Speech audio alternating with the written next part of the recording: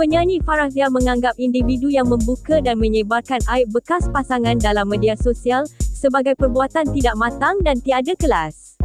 Perkara itu dinyatakan pemilik nama penuh Nur Farazia Muhammad Amin 4 di platform Thread miliknya, dengan merasakan perkara itu tidak perlu dilakukan selepas perpisahan. Antara benda paling red flag dalam sesebuah hubungan adalah apabila lelaki atau wanita buka cerita dalam kain dan aib bekas pasangan kepada satu dunia, sangat tidak matang dan tiada kelas, tulisnya.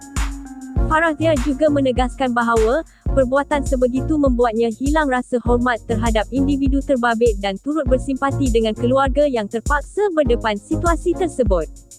Kalian dapat apabila buka aib bekas pasangan kepada orang ramai, saya memang tidak ada rasa hormat kepada golongan ini, tiada rasa malu ke, tak kasihan kepada keluarga dan anak-anak, pelik betul, katanya lagi. Tambahnya,